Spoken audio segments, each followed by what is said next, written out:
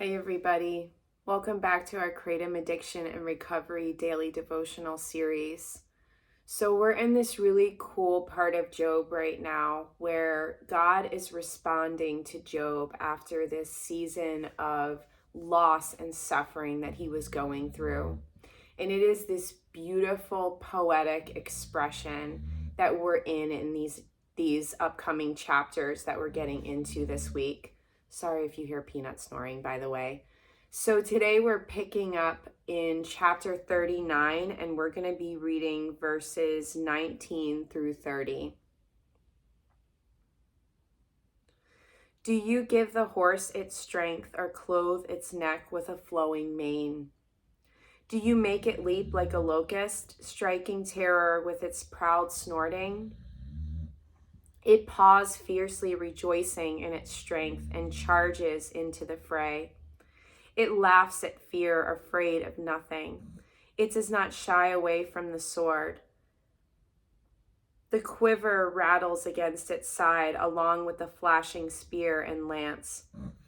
In frenzied excitement, it eats up the ground. It cannot stand still when the trumpet sounds.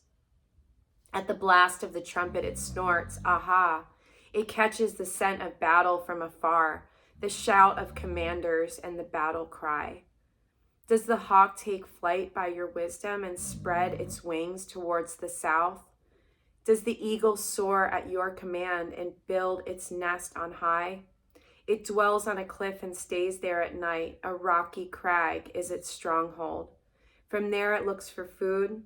Its eyes detect it from afar. Its young ones feast on blood, and where the slain are, there it is. I love this. I love this illustration. It's a continuing from yesterday's reading and chapter, still expressing God's sovereignty, still questioning Job, because Job is wondering where God is. Job is wondering who God is as he's going through this hard season of his life. And in desperation, he finally hits a wall and he cries out to God. And this is how God responds. And so it's so beautiful. Sorry, she's snoring so bad. I'm sorry.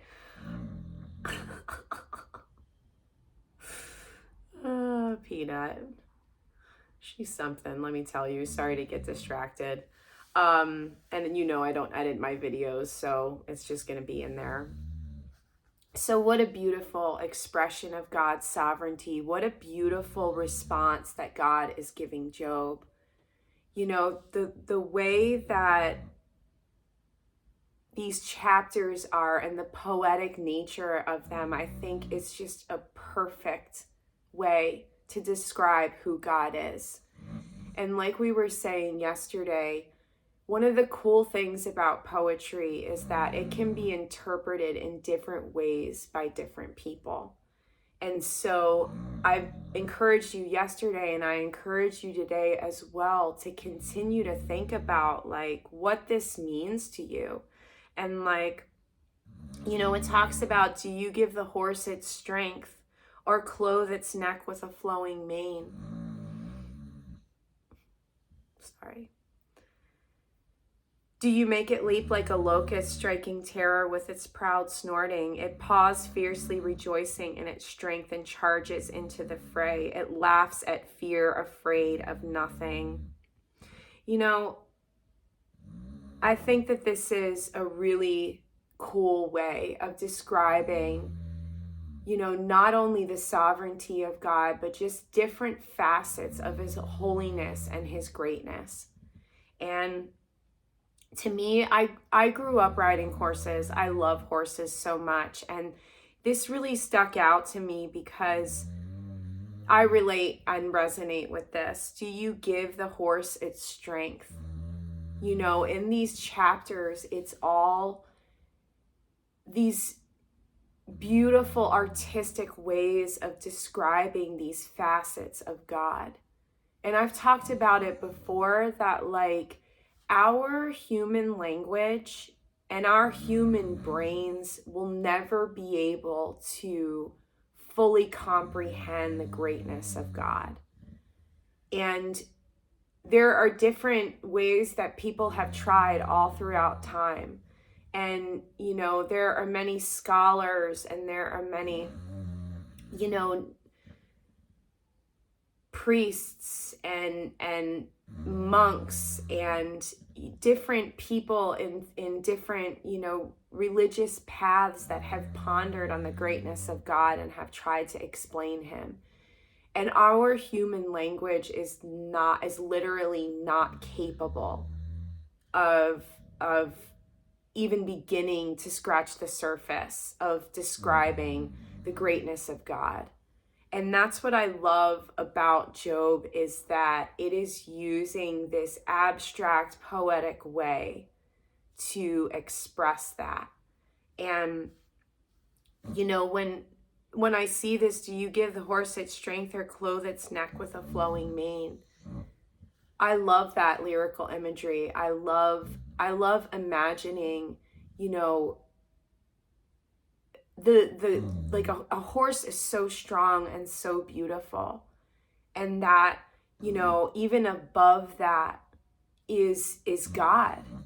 And so, like, to have that explanation and that description, and truly what it's ultimately like asking Job, this whole response that God is saying to Job, is it's expressing his sovereignty and questioning Job, like, do you really get it? Like, do you really get like the depths of my greatness and my holiness and my sovereignty? And so today is an extension of what we were talking about yesterday. And we're going to get into like deeper meanings and stuff by the end of the week. But today as well, like, one of the biggest points of Job is that God is sovereign over all of his suffering, like we said yesterday. And that's like one of like the main things that we can take from this book. And we'll break it down further, but like that is like one of the most important things, and one of the things that I have grown and learned so much from this lesson of reading this book, and like going through my own loss, going through my own suffering, just like Job did, and seeing through this illustration of God's sovereignty and of God's holiness and of God's ultimate control over everything that was going on in my life, no matter how hard it was, that I was able to navigate these things. And I'm going to be straight up with you. Like, I may be 3 years out in my recovery, but I am still going through different struggles and challenges that are very reminiscent of Job's challenges. It may not be exactly like, the depths of my kratom addiction and the hard parts of my recovery, but I am still going through things in my life where I am learning. I learned the first time that I read Job, and I applied it to my addiction and recovery process, like what we're doing now. But I'm going through things now that when I apply this to my life, and I recognize that regardless of who or what I've lost, regardless of the suffering, regardless of the pain, that God's ultimate sovereignty is, it's the point of everything. And so this is something like, regardless of where you're at in your process, that reflecting on God's sovereignty in your life, and seeing that, like, whatever you're going through, whoever or whatever you've lost, wherever you're at in your recovery process, the suffering that entails, because we all know here that there is great suffering in this process of kratom addiction and recovery. But looking at who's in control over it, and that's ultimately what these chapters are asking us in this beautiful poetic way. And, I encourage you, just like I said to you, that the lyrical imagery this chapter with, the strength of the horse and its flowing mane, that really resonates with me. And I can really relate on that to a deep level. So I encourage you to dig into this chapter today. And, yes, it's abstract. Yes, it is looking at things that are not in a literal sense, and it's describing God. And that's hard for some of us to wrap our minds around. But I encourage for you to try, even if it's just one word or one phrase or one sentence, and look at it and see how it applies to the depths of God's sovereignty and of his love and of his ultimate control and power over everything that's going on right now in your situation. And so we're going to continue tomorrow where we pick up. And just to let you know, each day this week is going to be a gradual build and a gradual progression. There's not going to be a lot of huge, excuse me, still getting over the rest of that cold. Excuse me. There's going to be these huge changes in the topics that we're going to be discussing over the next few days. It's going to be a gradual progression because we're in these chapters where God's response is being laid out before Job. So it's more of just like I was saying in the beginning of the week, where we're going to read these beautiful poetic chapters, and we're going to just contemplate a little bit together each day, reflect on what this could mean for all of us. And then as we get to the end of the week, we're going to wrap it all up and go in a little bit deeper about what this all means and everything. So I love you guys. Let us know how you're doing in the comments section below, and I'll see you tomorrow. Bye.